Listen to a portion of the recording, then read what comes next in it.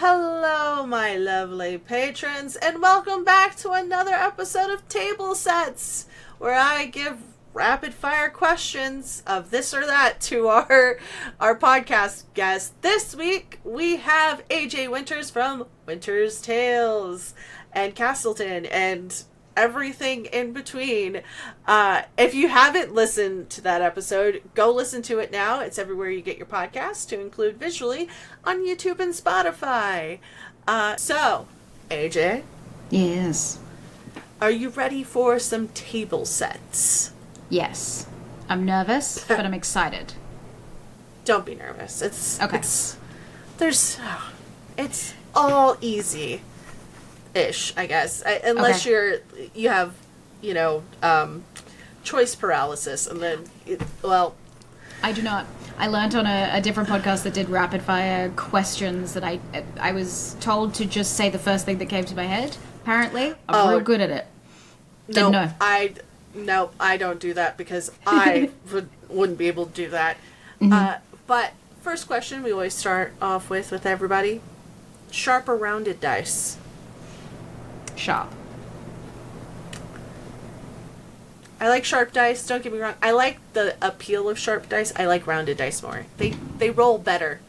I got lots of sharp dice in my drawer. So nice. But I always and I only ever use this one. My big chunker, because it's metal and it makes a really threatening sound behind the GM screen. That makes so much sense. It's like I have this one. So if I want to do something, and just be like, it's an important roll, I've balanced it with dice inside. I got a new one at PAX U that is a bouncy ball. Oh, that's so cool. And it's sharp-edged, but it bounces too much. It bounces on carpet. It's insane. That's impressive. I haven't used this for a game yet, but I think I will soon. Right now it's a set piece. Heck yeah. Heroes or villains? Villains. Any pop culture villain that you like the most? Ooh. I mean, a lot of the Disney villains. This is where I get you. Disney villains are fun. Love a Maleficent moment, or I like villains that have become villains through circumstance, because I relate. I'm not a villain myself, I choose to be a good person, but when my villain arc backstory hits, or if it ever hits, I know that if something devastating were to happen and I lose faith in humanity, I'm going full villain arc, baby. I'm so excited for it. I also know that I am a Sith. In Star Wars. In no way am I a Jedi. Fuck those guys. You know what? It happens. I that makes so much sense now with the podcast. You're like, I have to earn my lightsaber. You're earning your red kyber crystal. That's what you're doing. Yes. Okay. Wow. Bleeding the Jedi, everyone. Look, they're a religious cult, and they're terrible people. They kill a lot of people as well. Like, I know some of the Sith are bad. I wouldn't be with the really villainous Sith, but I want to love. I want to be passionate. I want a lightsaber. So I'm definitely a Sith. Okay. Roleplay or combat? Roleplay. This might be a little controversial. Friends to lovers or enemies to lovers? Friends to lovers. I've had too many relationships where trust and emotional safety is a real thing. That I love the trope of enemies to lovers, but I can guarantee you that is not a long-term relationship as much as we all hope it will be, because trust is a big element of any relationship or friendship, and if you've ever not trusted someone, there is no way that you are going to significantly build emotional safety and trust with someone that you used to call a villain or an enemy. So true. I love the arc, though. True. Any rom-com fantasy novel that has a villain, enemies to lovers. I'm like, yeah, love that. But like reality, friends to lovers, for sure. Sweet or salty snacks? Salty. I'm obsessed. Any type. What you got? Oh, okay. So this is like Lay's chips. They've made a cracker version, and these are the cheese ones. They are addictive. I've been eating them. I have 3 packets on my snack table behind me because I know that I will. They're all cheese flavored. I have one that's sour cream and onion, which is basically cheese flavored.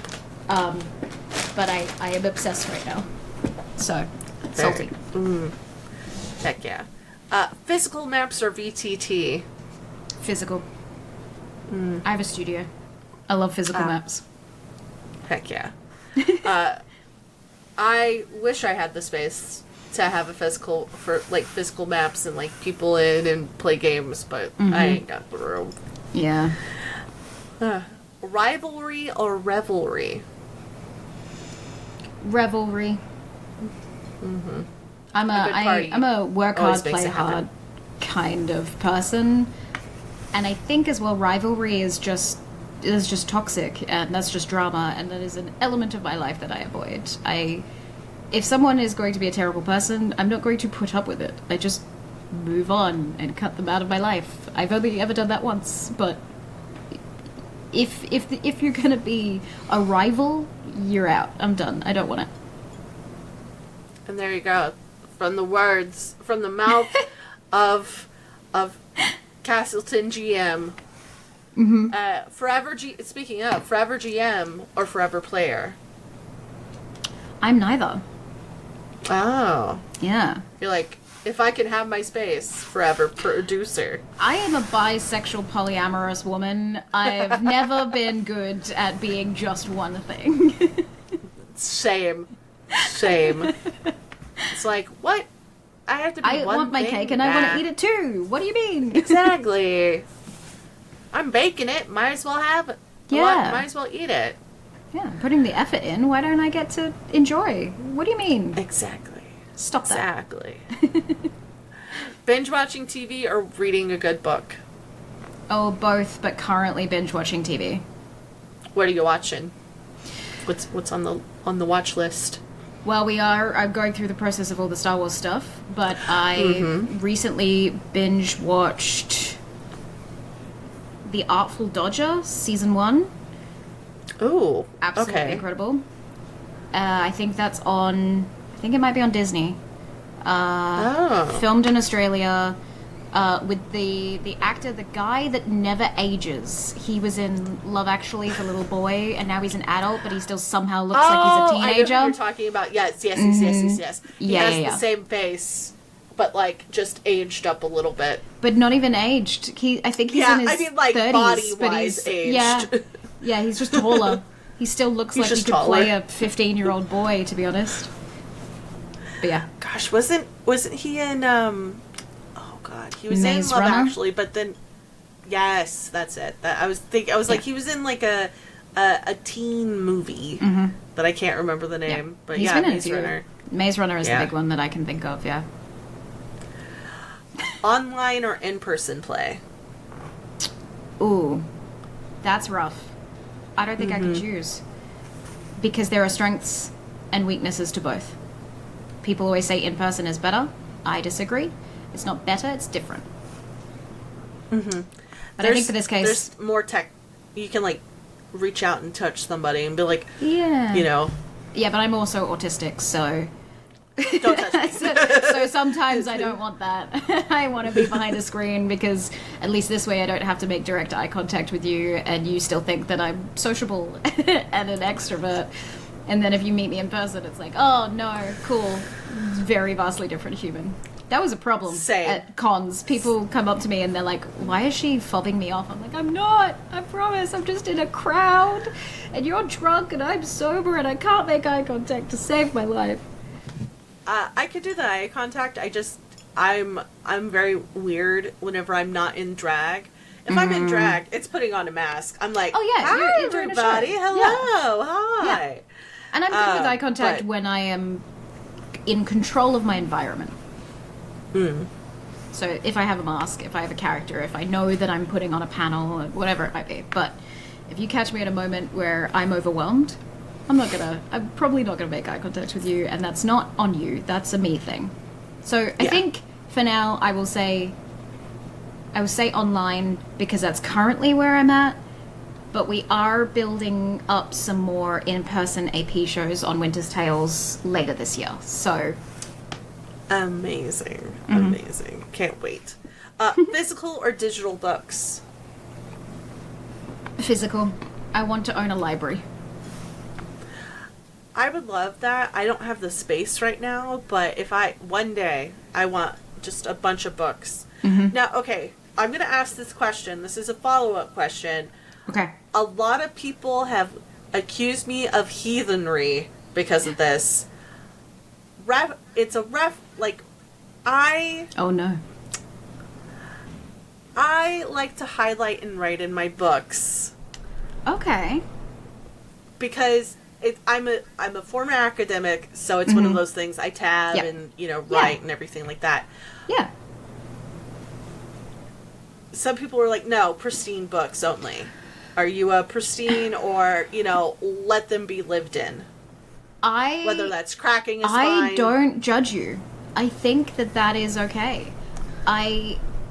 My only stipulations for book usage for myself is I don't like cracking the spine and I don't like dog ears. If you dog ear your pages, get out. I can't. You're ruining the page. The page is lost. Just use one of the plethora of tags or post-it notes or something. Please don't physically damage the page. It's such a pretty page. But also, I totally respect, especially for TTRPG books, highlighting and notes within the pages and the margins, because that makes sense to me if you're using it to actually play. Yeah. Like, if it's a wall of text and you just need the middle sentence and you need to remember the middle sentence, a highlighter makes sense. Plus, I do have a pack of, 3 of mine are missing, but I do have a pack of pastel highlighters, which I have the one here, and then I have an extra 2 because they weren't part of this set. And I was like, well, I need those 2 colors as well.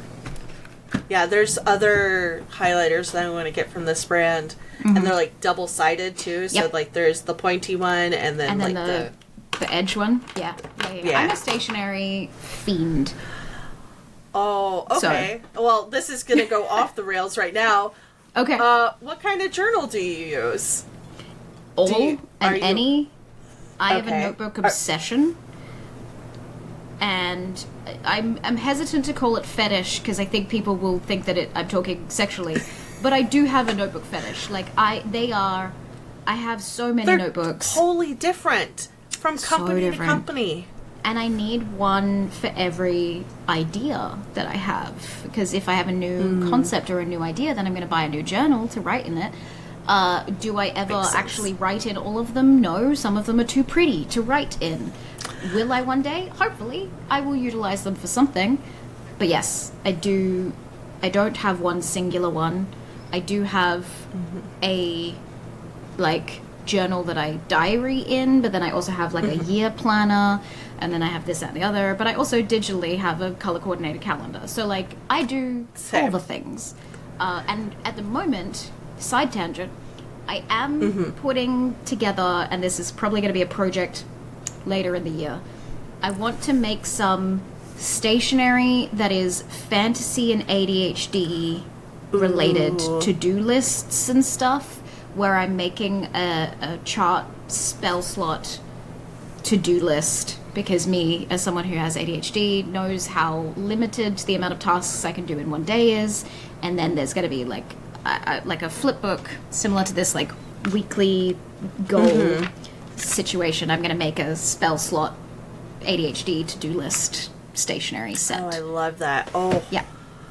Oh no, not another thing I need to get. Yeah, no, I'm a notebook hoarder. If I find one, I will keep it. Sometimes I will give it to other people. If I haven't written it in or anything, I'm like, oh, here, have this. Yeah. But yeah, I'm a Hobonichi journal, and what's the other one? There's another one that I like that I grabbed 2 of them. I have 2 of them in 2 different colors, and they're going to be the world building books that I have. So yeah. I love notebooks. I'm so obsessed. And we work with Sphinx Stationery here in Oz. Absolutely incredible brand. They make Dungeon Master journals and player journals in a variety of different systems as well. I absolutely adore their journals and immediately reached out to them because we're in the same city. And so they've been one of our sponsors on our AP show, and we promote them all the time because they're absolutely incredible. Love that. Yep. Oh, okay. We got it. We've got to move on. Shelly. We got to move on. I'm sorry. Shelly, please. We'll talk about, it'll just be a whole podcast about journaling. No, about notebooks and stationery. We'll do that. We'll do a whole stationery podcast at one point. Love that. Nerd or geek? Ooh, nerd. I think. I talked to somebody recently and they quantified that geek is like more scientific, mathematical, and nerd is more like the, literature, pop culture. I think you can be a nerd for anything, right? I think you can be a nerd about sports. I think you can be a nerd about ballet. Like, whatever your niche is that you know stuff about, you could be a nerd about it. A geek has other connotations that is like, I don't know, it follows on with dweeb as a word, and so on and so forth. Or geek dork. to me is, or dork. I embrace dork. I do embrace dork. Because I got called adorkable once, and I have now made that my entire gender. As everyone should. Yeah. As it's exactly. Yeah. Coffee or tea? Tea. There's more variety. Okay. This is an American saying this to an Australian. Sure. I was like, there's a variety of coffees, different types of coffees. Yeah, kind of. I mean, coffee has one flavor. We just put it in different forms. True. Whereas tea, you can have white tea, green tea, black tea, fruit tea, herb tea. We're gonna have the Scott Pilgrim sleepy time that whole scene, just like I will say as well, I the only reason I said that is because weirdly, this or that question segment, I am taking it to mean I am giving up the other one. I know that's not actually what this is about. No. But I feel like you're telling me I get to choose this or that for life. No. Nope. Which is not the case, because I drink coffee every morning. I do drink coffee regularly, but when you told me this or that, and I went, well, I can never give up tea. There's too many varieties, and if I'm in a apocalyptic situation where I only get one or the other, tea, because there's more variety. I don't know, I'm justifying it. Yes. Do what you gotta do. Dungeons or Dragons? Dragons.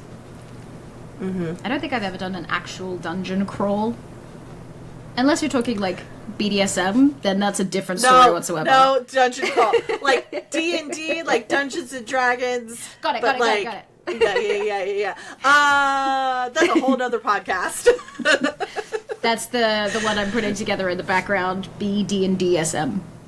Yes. Stay tuned for that podcast that I'll be doing next year. That will be a Patreon exclusive over on Winter Tales Co. I am legitimately putting together a BD&DSM podcast. Let's go! Yeah. Oh my gosh. Stay tuned for that. Like, literally stay tuned. Yeah. Can't wait. Oh my gosh. And then, of course, always we end our lovely table sets with indie or commercial TTRPGs. Ooh. Indie. Now, this is not you have to choose one or, like... For life. I'm only ever getting one or the other. The other one's gone forever. I'm going to say indie. I am getting really frustrated with big conglomerate TTRPG companies saying all of these beautiful moral things and all the things they're going to do and supporting creators and so on and so forth, and they're not really doing that. Whereas indie... Then resorting to AI. Oh, or that, yeah. Just being a company, being a conglomerate rather than being real, whereas indie content creators are always going to be innovating and creating something new. It might not be the big thing and the most popular thing, but it is something that they've put their heart and soul into, and they're doing with people in a way that I respect morally. And also, just, like, I just won Best Dungeon Master 2025 at the Crit Awards.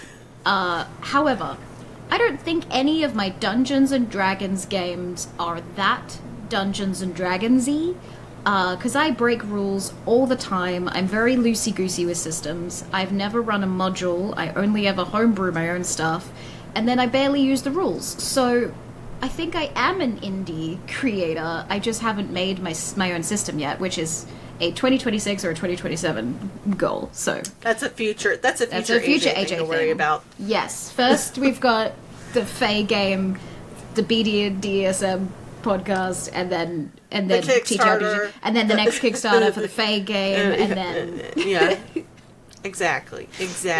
All of the above. I've got too many ideas in my head, Shelly. It's bad. It's bad. I can't do them all. Agree. Same with me. It's like I put a bunch of video ideas up on my thing, and I was like, I just committed to this shit. Yeah. Well, I think that's the good thing, though. I don't know. I force myself into committing to something, and then I just have to do it because I don't like disappointing people. And so I've sort of forced myself into doing the project, like the Kickstarter, because that was because people wanted it to happen, and I went, okay, we're gonna do it. Shit, now we have to do it because we said that we would. Cool. Now it's launched. Now it's launched. Now we're here. It's launched. Now it's live. Yeah. And you can go Speaking have of a which, look at it. Exactly. Speaking of which, you can find all the links for AJWinters Tales and the Castleton Campaign Setting Kickstarter, which is happening right now as this is being sent to you via Patreon and Fourth Wall. As your eyeballs tune into our faces, you can check out the Kickstarter right now. Exactly. And even after the Kickstarter is done, you can watch this. Yeah. With that being said, thank you so much for being lovely little patrons. Thank you for helping fund all the shenanigans. I love you guys, and I will see you on the internet. Goodbye.